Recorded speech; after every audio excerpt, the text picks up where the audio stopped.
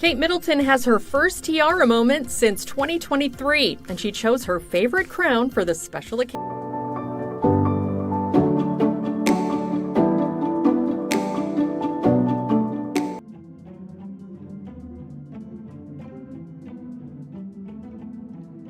November 22nd, the former Duchess wears her first tiara in nearly 3 years. Kate Middleton is looking regal in an iconic tiara at her first state banquet as princess. Prince William to visit a hospital 1 year after she announced she is officially in remission from cancer. On Heart Breakfast, I come very, very proud. She's been amazing. She's been through so much in the last couple of years. It was also the first time Kate has rocked a tiara since 2023. And for the occasion, the princess donned Queen Mary's.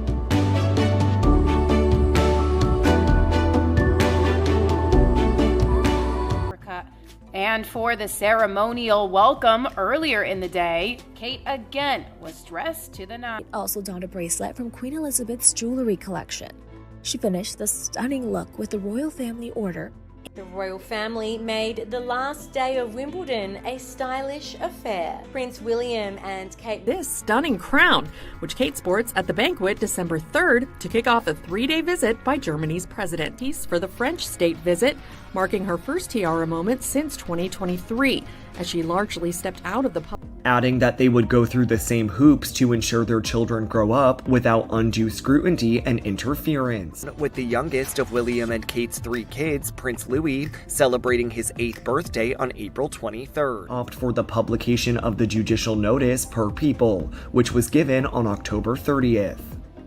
Paired her white Jenny Packham gown with Queen Mary's Lover's Knot tiara, which had been one of Princess Diana's favorites. On the night of October 20th, 2015, Kate Middleton stepped into the ballroom at Buckingham Palace in a scarlet Jenny Packham gown, a diamond tiara catching the light for one of the first times since her wedding 4 years earlier. It was her first state banquet. She was seated at the head table between Prince William and the guest of honor. And according to royal biographer Katie Nicholl, the years of reporting that followed point to something specific about that night. Not the dress, not the tiara, but what Queen Elizabeth herself recognized in the young woman she'd once had serious doubts about. If you want more deep dives like this, make sure to subscribe to Royal Archives. Nicholl has spent close to 2 decades tracking the relationship between Kate and the late Queen, and her reporting, across 2 books and years of interviews, traces a specific arc. It starts with hesitation. It ends, by the time of that Chinese state banquet, with something closer to relief. Because the woman standing beside the Queen that night was not the same one the monarch had once quietly worried about behind palace doors. To understand why that banquet mattered, you have to go back further than 2015. Back to 2001, when Kate and William first met as students. Their relationship survived a brief, well-publicized breakup in 2007, years of tabloid scrutiny, and an entire decade before any wedding date was set. Nicholl wrote in William and Harry, behind the palace walls, that the Queen had genuine concerns about Kate long before any engagement was announced. The monarch reportedly believed a proposal should wait until Kate had settled into a career of her own. She was said to have no idea what Kate actually does, a line Nicholl attributes directly to the Queen. Kate and William's relationship played out largely at Balmoral and on Mystique, so often that the press nicknamed her Queen of Mystique, a title once used for Princess Margaret. For a woman about to marry into the institution Elizabeth had spent a lifetime protecting, that wasn't a flattering comparison. It was a warning sign. Nicholl's reporting also documented something more practical happening behind the scenes during those years.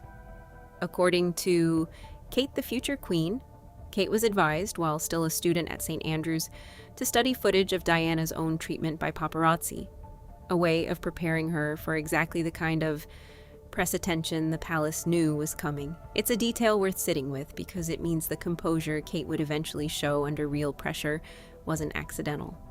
It was, by Nicholl's account, something the family had quietly been building toward for years before Kate ever wore a tiara in public. And yet Nicholl also documented the other side of that same period, the side where the Queen made a visible effort to bring Kate in rather than push her out. At Balmoral, according to Nicholl's reporting, Elizabeth went out of her way to put Kate at ease, even allowing her a privilege rarely extended to outsiders: permission to take photographs on the estate. Small detail, real signal. The Queen doesn't hand out access for free. By April 2011, whatever doubts remained had clearly been resolved enough for a wedding. Nicholl, writing in Kate the Future Queen, described what royal watchers felt that day, not just the fairy tale, but a specific kind of confidence radiating from the new Duchess. They were both royal brides, Nicholl wrote, comparing Kate to Diana. But Kate and Diana, for all the comparisons, were two very different women.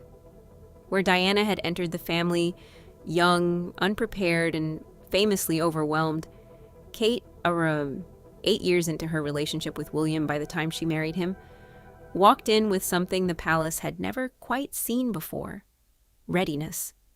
That word, readiness, is the thread that runs through everything Nicholl reported over the next 4 years, and it was tested in a way nobody expected, in October 2015, on a night that had almost nothing to do with Kate at all.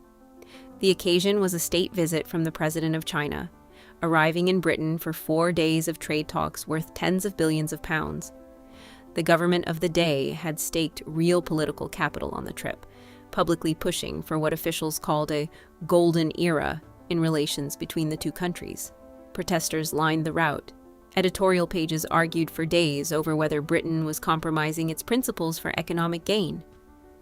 Buckingham Palace, caught in the middle, had to host a banquet that was simultaneously a diplomatic triumph and a public relations minefield. Then came a complication nobody at the palace could control. Prince Charles, who had been openly critical of the visiting government's record in the past, reportedly declined to attend the banquet at all, choosing instead to meet the Chinese president and his wife for tea earlier that day at a separate residence with Camilla. His absence from the state dinner itself did not go unnoticed. It became its own story, discussed across newspapers the following morning, framed as a quiet act of royal dissent inside a visit built entirely on diplomatic harmony, which meant the seating arrangement at the head table suddenly carried more weight than usual. With the heir to the throne absent, the balance of the evening shifted onto the Queen, Prince Philip, and the two most senior working royals in the room besides them, William and Kate. Around 150 guests filled the ballroom that night, among them Princess Anne, Prince Andrew, and Prince Edward. But the cameras and the diplomatic weight of the room settled squarely on the head table. There was no room for a misstep. Every photograph from that ballroom would be read, dissected, and used as evidence of how the monarchy was choosing to present itself at a genuinely delicate diplomatic moment. Kate had given birth to Princess Charlotte only 5 months earlier.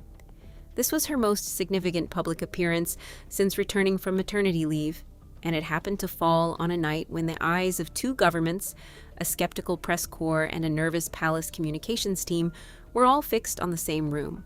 She wore red, a direct, deliberate nod to the Chinese flag, chosen with enough precision that royal watchers immediately understood it as a diplomatic gesture rather than a fashion choice. She sat beside the visiting president for the length of the dinner, engaged in conversation that had to be warm enough to read as genuine and careful enough to avoid a single quotable misstep. She wore, alongside that red gown, jewelry drawn straight from the Queen's own collection, a diamond bracelet given as a wedding gift, and a second piece converted from a necklace once worn by Queen Mary. Small choices, but the kind that royal watchers read as a signal of trust rather than accident. The next morning, with the same steadiness, Kate appeared again beside William to formally welcome the president in daylight, in front of a fresh wave of cameras, as if the previous night's pressure had simply rolled off her.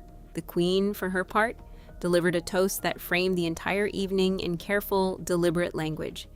She told the president his visit marked what she called a defining moment in a very special year for the country's relationship, and said she was confident it would highlight what she described as the sincerity and warmth between the two nations.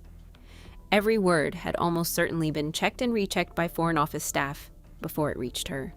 Diplomatic language, delivered by a monarch who had given thousands of speeches exactly like it across 6 decades on the throne. What she didn't have prepared remarks for was Kate, According to Nicholl's later reporting on the broader relationship between the two women, this is where the unflappable description first starts to take shape in earnest, a word Nicholl would go on to use repeatedly in describing Kate to outlets, including Vanity Fair. Sources close to the family told Nicholl that Kate's approach mirrored the Queen's own long-standing instinct. Stay calm, keep going, let the pressure pass without visibly absorbing it. It's a trait the Queen valued in herself above almost anything else.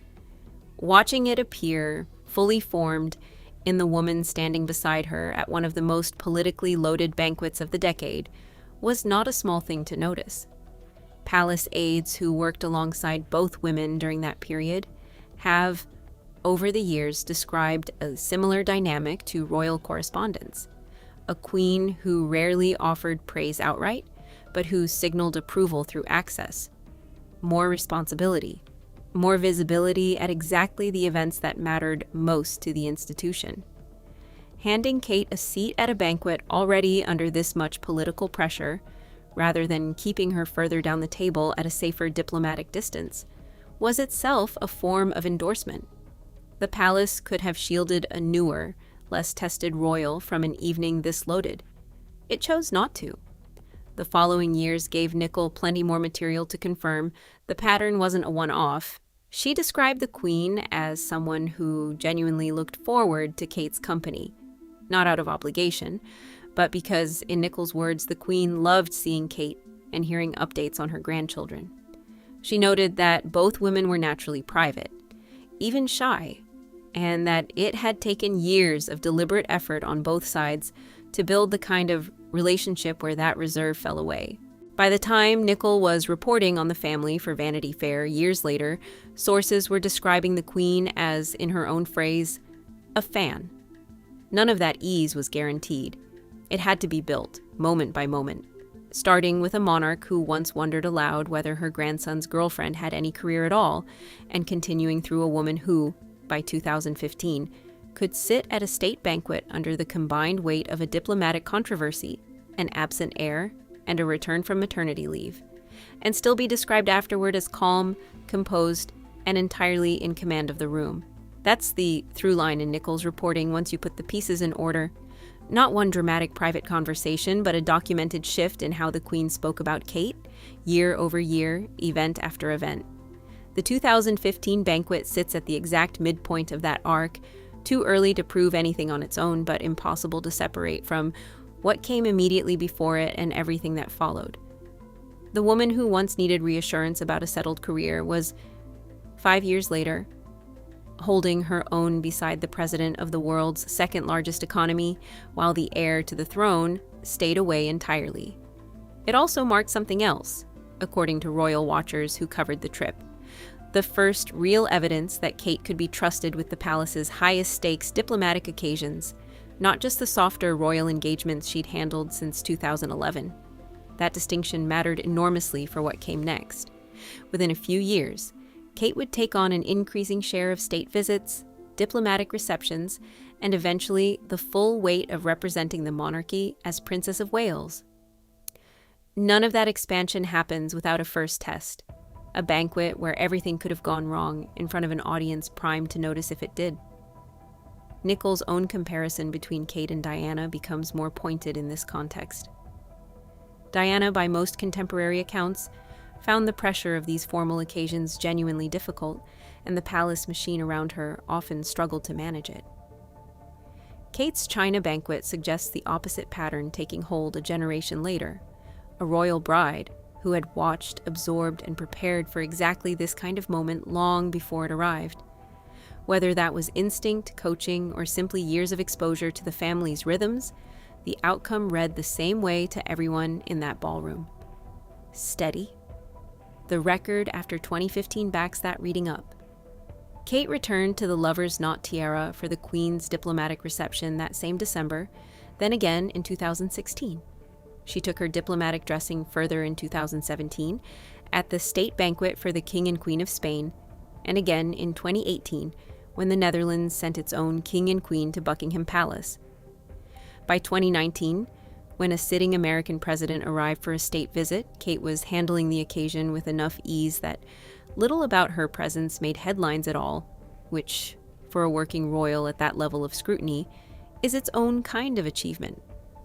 The China banquet wasn't a one-time test she happened to pass.